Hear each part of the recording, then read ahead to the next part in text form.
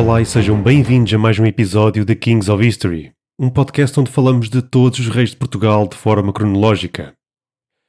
No último episódio, olhámos para o percurso atribulado do príncipe herdeiro até ao trono. Travou batalhas, não com o inimigo, mas sim com aqueles do próprio sangue, inclusive o seu pai, o próprio rei de Portugal. Com o fim da história de Dom Dinis, abre-se um novo capítulo na história de Portugal. Cabe agora a Dom Afonso provar que é digno da coroa pela qual tanto lutou. Antes de avançarmos, gostaríamos de agradecer aos nossos novos patronos, José Correia e Maria Fernanda Abrunhosa. Muito obrigado do fundo do coração pelo vosso apoio. A todos os nossos ouvintes interessados em ajudar-nos, passem pelo nosso Patreon. Temos lá os scripts dos episódios especiais e muito mais. Podem também seguir-nos nas redes sociais para estarem sempre a par de quando lançamos episódios e muito mais. Passem por lá, sigam-nos, deem-nos um like e comentem. A vossa opinião é muito importante para nós. Sabem que também nos podem ouvir nas plataformas de podcast habituais e também no nosso website kingsofhistory.buzzsprout.com. Vamos então continuar a nossa história.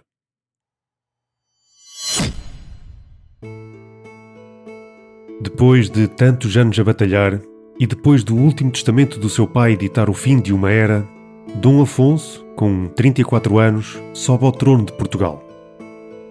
O agora Dom Afonso IV era já um homem feito, com dura experiência militar e política. Mas, para além disso, tinha já a experiência no campo familiar. Não estamos a falar dos seus irmãos e do seu pai, mas sim da sua esposa, Dona Beatriz, e dos seus filhos. Dom Afonso IV, antes de subir ao trono, já tinha trabalhado em conjunto com a sua esposa para garantir a futura sucessão do reino. Em 1313, nasce a primeira filha, Maria. 2 anos depois, em 1315, nasce um menino chamado Afonso, nome cheio de história e significado, mas infelizmente este rebento do casal falece pouco tempo depois de ter nascido. Em 1317 nasce um novo menino. Desta vez o nome escolhido é em honra do seu pai, Dinis. Mas, mais uma vez, o pequeno Dinis não chegaria a soprar a sua primeira vela. No entanto, 3 anos depois, em 1320, Dom Afonso e a sua esposa Dona Beatriz têm um novo filho, Pedro. Pedro, ao contrário dos seus falecidos irmãos, irá resistir e podemos já dizer que terá um papel muito importante no futuro da monarquia portuguesa. Pouco tempo depois, antes de subir ao trono, em 1324, Dom Afonso IV vê nascer mais um filho, desta vez uma menina de seu nome Isabel. E 2 anos depois, em 1326, já como rei de Portugal, nasce mais um menino. A este é-lhe dado o nome de João. Porém, estes 2 últimos, Isabel e João, não viveriam para além de 1 ano de idade. À primeira vista, poderia parecer que Dom Afonso IV e Dona Beatriz viviam sob uma espécie de maldição. Vários dos seus filhos morreram ainda em tenra idade, alguns sem sequer chegar a completar o primeiro ano de vida. Mas a realidade era bem menos misteriosa e, infelizmente, muito mais comum. A mortalidade infantil na Idade Média era extremamente elevada, afetando todas as camadas da sociedade. E se isto acontecia até no seio da família real, que dispunha das melhores condições que a época podia oferecer, podemos imaginar a dureza da realidade para o resto da população.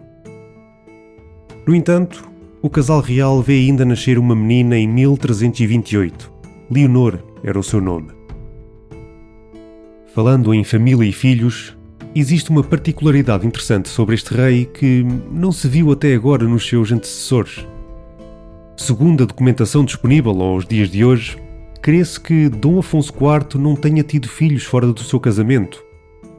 Um pormenor muito interessante quando olhamos para a sua adolescência e a relação que tinha com os seus meio-irmãos. Mas falaremos sobre isto mais à frente. Vamos voltar ao início. O dia tinha finalmente chegado. O trono e o poder eram seus. Após a morte do pai, Dom Afonso IV é coroado rei numa cerimónia em Lisboa, no início do ano de 1325. o fervilhar das tensões tinha acalmado, principalmente depois das pazes feitas com o seu pai antes deste falecer. No entanto, o recente rei de Portugal tinha ainda inimigos antigos, muito vigilantes, como é o caso dos seus meio-irmãos, Afonso Sanches e João Afonso. Este último era até mordomo-mor do reino, um cargo muito influente na Cúria Régia. Agora, sem os constantes embates com o seu pai, Dom Afonso IV tinha não só um reino aparentemente estável para gerir, como também um potencial alvo nas costas, e a seta do destino estava pronta a ser disparada. O novo monarca não perde tempo em assumir as suas funções régias, tendo convocado cortes para março e abril desse mesmo ano, em 1325, em Évora. Foram chamados os ricos homens, hidalgos e nobres, cavaleiros assim como os grandes e médios senhores episcopais do reino, como bispos, abades e muitos outros clérigos. Como nos seus antecessores, a função destas cortes era principalmente uma.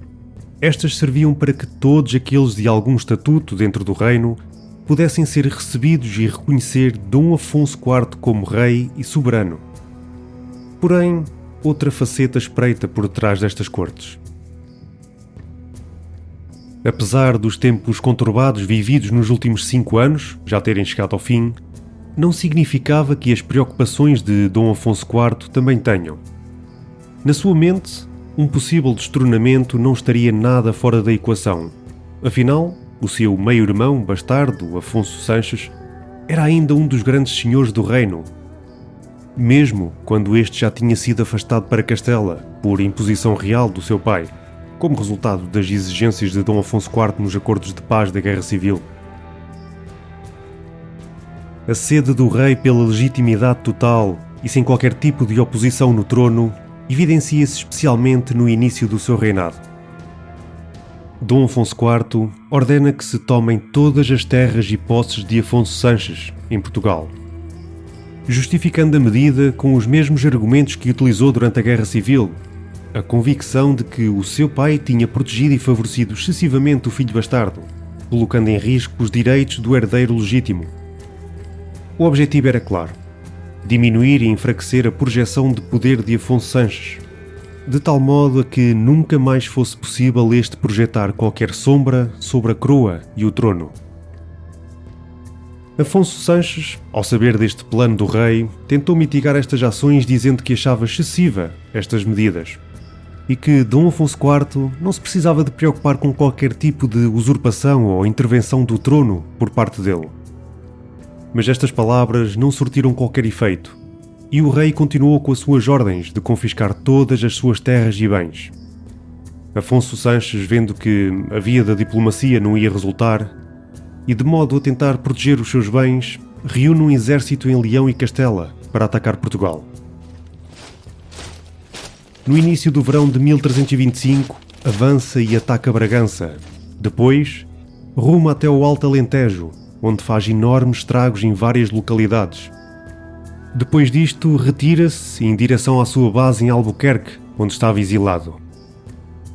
Dom Afonso IV não fica a olhar e responde ao enviar as suas tropas juntamente com as da Ordem de Avis para a fronteira, de modo a defendê-la e interceptar as tropas de Afonso Sanches. Porém, esta manobra não teve sucesso, até pelo contrário. As tropas de Afonso Sanches derrotaram violentamente as tropas do rei português e continuaram o seu regresso até Castela. Mas o rei português não se vê intimidado com esta derrota militar. Impulsionado pela persistente rivalidade com o seu meio-irmão, avança com as suas tropas para lá da fronteira, já no final do ano de 1325. Não sei se já repararam, mas tudo isto está a acontecer no primeiro ano de reinado. Dom Afonso IV avança então em direção aos domínios do seu meio-irmão, já para lá da fronteira. O seu exército lança vários ataques à região de Albuquerque. Estes ataques estendem-se até o início do ano seguinte, acabando por devastar esta cidade, como também destruindo o castelo de Laco d'Ocera. Dado que, a partir deste momento, não existem mais registros de outras ofensivas por cada uma das partes, pelo menos que tenham sobrevivido até aos dias de hoje, podemos presumir que poderá ter havido algum tipo de acordo de paz negociado entre os dois irmãos. Mas as preocupações de Dom Afonso IV com a segurança da sua coroa estavam longe de desaparecer.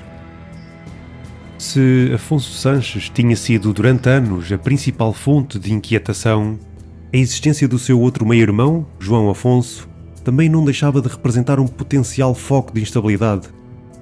Talvez menos influente e menos ameaçador, mas ainda assim suficientemente próximo da família real para despertar desconfianças num rei que conhecia bem os perigos das disputas dinásticas.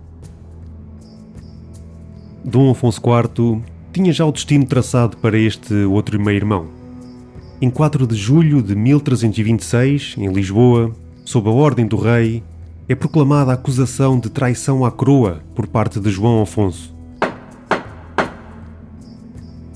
argumentando que, apesar deste ser um vassalo natural do rei português, tinha decidido aliar-se contra a coroa quando auxiliou Afonso Sanches através da mobilização de homens leoneses e castelhanos na sua tentativa de invasão a Portugal. Mas as acusações não ficaram por aqui. Era também responsabilizado pela morte de vários homens em Bragança no início da invasão e também pelos incêndios que aí terão provocado grande destruição. Tratavam-se de crimes gravíssimos e a pena aplicada seria a máxima, a condenação à morte. A acusação afirmava apoiar-se no testemunho de várias pessoas chamadas a depor. No entanto, a documentação não nos permite saber quantas eram, quem eram, ou sequer avaliar a solidez destes testemunhos. E visto e examinado este feito com nossa corte e catado como era provado e havido conselho sobre ele, julgámo-lo por traidor e mandamos que morra. João Afonso foi em primeira instância preso e depois executado às mãos de Dom Afonso IV. Tudo isto nos permite dizer que Dom Afonso IV não teria qualquer problema em recorrer à violência, quando necessário, contra qualquer um que desafie o seu lugar no trono de Portugal. Este último ato serve também de aviso a todos aqueles que ainda durante o tempo do seu pai como rei se alinharam contra ele na altura que ainda era infante. Agora que um dos seus velhos inimigos estava fora da equação, a posição no trono consolida-se. No entanto, não caía em esquecimento que a maior ameaça de todas ainda existia, Afonso Sanches, mas não por muito tempo. Afonso Sanches acabou por morrer em meados de 1328, pelo que é possível apurar, ao ajudar Afonso XI de Castela num cerco montado em Escalona, Toledo. Com estes acontecimentos, Dom Afonso IV consolida finalmente a sua posição no trono. Após décadas marcadas por rivalidades familiares, conflitos políticos e confrontos com o pai e os seus meio-irmãos, as sombras que durante tanto tempo pairaram sobre a sucessão régia começam finalmente a dissipar-se. Dom Afonso IV começa o seu reinado de forma vingativa e violenta contra os seus irmãos. Porém, assim que estes dois problemas deixaram de o ser, o rei reúne agora todas as condições para começar a parte burocrática de governar um reino, com especial atenção na legislatura. Algo que certamente aprendeu com o seu pai e que irá ser a área pela qual irá ser mais lembrado. Para isso, o rei rodeia-se fortemente de pessoas que tinham de facto formação para tal, inclusive pessoas com especializações dentro das diferentes áreas legais. Os fortes investimentos feitos no reinado anterior, com Dom Dinis, na educação, nomeadamente os chamados estudos gerais, começaram desde cedo a dar fruto. Mas seria neste reinado de Dom Afonso IV que estes irão desabrochar em todo o seu esplendor. O foco legislativo do rei português durante o seu governo foi principalmente a agilização dos processos jurídicos, sem que estes percam a sua base legal ou os seus processos legais e judiciais. Ao longo do seu reinado, a ação legislativa de Dom Afonso IV torna-se cada vez mais direta e interventiva. Não se limita apenas a reforçar a autoridade régia perante a nobreza, mas estende-se também ao clero, outro dos grandes poderes do reino. Tal como seu pai e seu avô, o rei recorre às inquirições para limitar e controlar os direitos senhoriais, reforçando progressivamente o poder da coroa. Paralelamente, ainda tem tempo para começar gradualmente a entrar em conflito com o bispo do Porto e o arcebispo de Braga sobre os senhorios das respectivas cidades. Mas Dom Afonso IV vai ainda mais longe. A sua intervenção não se limita aos grandes assuntos políticos e legislativos do reino. Estende-se também a aspectos muito mais do cotidiano. O rei procura regular de forma detalhada aquilo que cada grupo social podia fazer, incluindo o que podia comer e vestir. Chega mesmo a definir limites bastante concretos, distinguindo os tipos de carne e peixe que podiam ser consumidos em cada refeição, bem como as roupas e tecidos que cada estrato social podia usar, incluindo ainda acessórios estéticos. À primeira vista, estas intervenções podem parecer obra de um verdadeiro tirano, cujo objetivo é apenas controlar exclusivamente por capricho ou por simples sede de poder. No entanto, e apesar de não dispormos de evidências que nos permitam negar o que acabamos de dizer, a razão para isto vai muito para lá desta análise superficial. O grande objetivo deste conjunto de regras era, acima de tudo, controlar os gastos dos diferentes estratos sociais, que, até então, tinham sido largamente ignorados e, segundo Dom Afonso IV, acabavam por prejudicar a economia do reino. Por isso, estas normas aplicavam-se a praticamente todos, desde ricos homens e cavaleiros até grupos mais marginais, como as prostitutas. A legislação procurava abranger toda a sociedade, incentivando também a denúncia de quem não cumprisse as regras, com penalizações previstas para os infratores. E mandamos que cada um do povo, de qualquer condição que seja, possa acusar os que esta nossa ordenação não guardarem e levar a metade do que tiver. Ou seja, os denunciantes seriam premiados com metade da coima que fosse emitida. Contudo, e como devem calcular, este tipo de legislação é extremamente imprática de colocar em circulação, já para não falar da sua aceitação. Esta lei não teve qualquer tipo de sucesso e foi sendo largamente ignorada até eventualmente cair no esquecimento. Esta era também a tendência verificada no resto da Europa medieval da época, onde leis semelhantes também eram aplicadas. Outras legislações impostas procuravam combater problemas que o rei considerava prejudiciais ao bem comum. Entre elas estavam as restrições aos juros excessivos sobre empréstimos, prática que Dom Afonso IV entendia não só sendo prejudicial a quem contraía os empréstimos, mas também porque isto seria contra os ensinamentos de Deus. Foram igualmente formuladas leis que proibiam o jogo a dinheiro, bem como medidas para limitar os abusos cometidos por alguns cobradores de impostos. Num plano mais social e fortemente religioso, a mulher surge também como alvo da atenção legislativa, de forma protetiva e ao mesmo tempo discriminatória. Esta proteção, porém, vinha frequentemente acompanhada de fortes limitações à liberdade individual. Um dos exemplos mais marcantes é uma lei que previa penas severas para as viúvas que vivessem em pecado, obrigando-as na prática a escolher entre o casamento e uma vida de celibato. Ordenamos e pomos por lei que depois que as mulheres seus maridos morrerem, vivam em castidade e honestamente, a qual vida, fazendo, devem ser honradas e privilegiadas como nas vidas de seus maridos, e muito mais dignas de louvor, pois que das virgens não são muito alongadas. E porque algumas são de tal condição que viúvas viver não podem, temos por bem que se casem. E se, porventura, casar não quiserem, e em luxúria viverem assim, que depois das mortes dos seus maridos, dos seus corpos maldades fizeram, mandamos que morram. Porém, todas aquelas a que isto daqui em diante provado vier.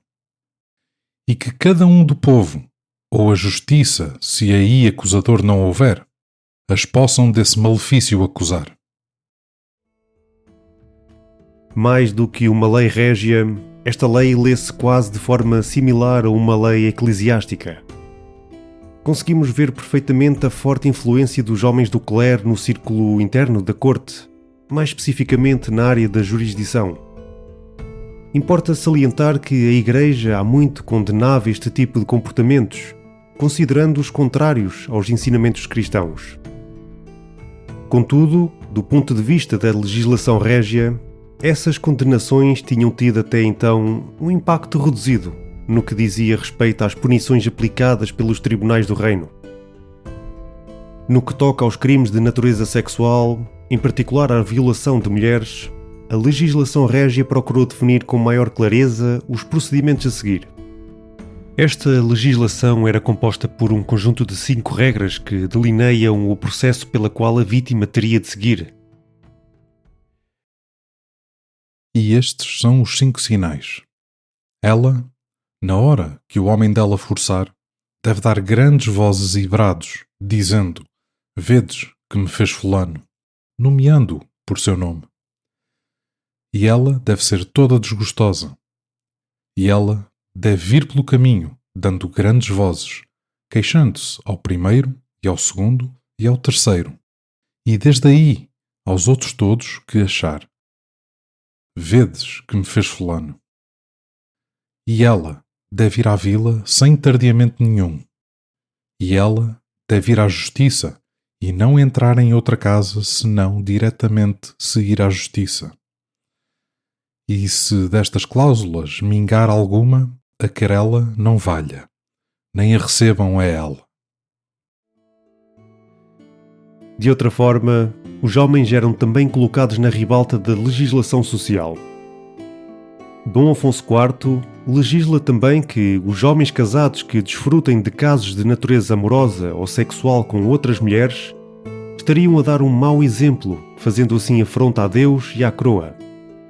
Ao homem infrator seriam dados 30 dias para efetuar uma separação definitiva da sua amante, cuja pena por incumprimento seria a perda do seu ofício, caso o tivesse, claro, e ainda a impossibilidade de voltar a ter qualquer outro. Para além disso, seguia-se um açoitamento pela vila. Quando estes casos eram descobertos pelos alcaides, tanto o homem como a amante eram presos pela duração de 40 dias. E com uma multa para pagarem de 40 soldos, que revertiam a favor do concelho. Para os casos de reincidência, a pena aplicada para a mulher era um açoite e a expulsão do termo. Para o homem, seria um pouco mais severa. Este seria condenado à morte. Segundo alguns autores, este aspecto revela bem o desconforto de Dom Afonso IV perante o estilo de vida mais boêmio e cortesão que caracterizava muitas das cortes medievais da época e que encontrava no seu pai um dos seus maiores exemplos. Não deixa de ser tentador ver aqui um reflexo dos conflitos que marcaram a sua juventude, em particular a influência e os privilégios concedidos aos seus meio-irmãos bastardos, que tanto contribuíram para as tensões dentro da família real. Talvez não seja coincidência que Dom Afonso IV tenha sido um dos raros reis portugueses medievais a não deixar descendência fora do casamento. Verdadeiro compromisso pessoal ou simples prudência política é difícil dizê-lo com certeza. O que sabemos é que a sua experiência de vida lhe mostrou, desde cedo, como os filhos ilegítimos podiam tornar-se um fator de divisão, rivalidade e instabilidade sucessória. No entanto, este afastamento de uma cultura cortesã mais descontraída teve também consequências no plano cultural. À medida que a vida da corte se tornava mais sóbria, esmorecia igualmente o ambiente que durante décadas alimentara a poesia trovadoresca e as artes. De certa forma, a procura de uma corte mais disciplinada e virtuosa contribuiu para o declínio, ainda que inadvertidamente, daquele que tinha sido um dos períodos mais brilhantes da lírica galego-portuguesa e da cultura cortesã peninsular. No que diz respeito à prostituição, a abordagem de Dom Afonso IV foi mais de regular e não proibir. Esta atividade não foi banida, mas sim delimitada a certas zonas dos termos. Curiosamente, quando comparadas com outras medidas sociais da época, as normas aplicadas a esta atividade eram relativamente moderadas. A principal preocupação parecia centrar-se nas restrições sobre a exibição de luxo, proibindo o uso de vestuário, adornos e sinais exteriores de riqueza considerados incompatíveis com o seu estatuto social. É impossível não vermos nesta legislação um reflexo do direito romano e uma tradição jurídica muito mais antiga, herdada do direito romano. Tal como acontecia na moral promovida pelo imperador Augusto, existe aqui uma preocupação clara com o controle da sexualidade feminina e com a proteção da honra familiar. Para Augusto, o adultério era incompatível com uma sociedade virtuosa e os crimes de natureza sexual contra mulheres de estatuto livre deviam ser severamente condenados. No entanto, o imperador romano também reconhecia uma realidade prática. Os homens procurariam relações fora do casamento. Por isso, em vez de proibir a prostituição, optou por regulamentá-la e enquadrá-la legalmente, promovendo até a criação de bordéis controlados pelo Estado. A lógica era simples. Se não era possível eliminar certos comportamentos, então mais valia controlá-los e limitar os seus efeitos sociais. Podemos afirmar que Dom Afonso IV se inspirou diretamente nestas políticas de Augusto? Provavelmente não. Mas também não é descabido sugerir que algumas destas ideias, preservadas durante séculos através do direito romano, possam ter chegado, ainda que de forma indireta, aos legisladores do século XIV e influenciando parte da sua visão sobre a moral e a organização da sociedade. E é desta forma que terminamos o nosso episódio de hoje. Finalmente conhecemos Dom Afonso IV como rei. Após anos a batalhar para assegurar o trono para si, conseguiu finalmente ver a coroa ser pousada na sua cabeça. Olhámos para os primeiros anos do seu reinado e vimos um rei feroz desde o início, principalmente perante as principais ameaças à sua soberania. No entanto, depois de resolvidas estas ameaças, o seu foco passou a ser a legislação do reino, onde a sua visão perante a união entre o homem e a mulher era muito diferente de todos os antigos monarcas de Portugal. Ainda existe muito para contar. Por isso mesmo, não percam o próximo episódio. Até lá, um bem-aja a todos.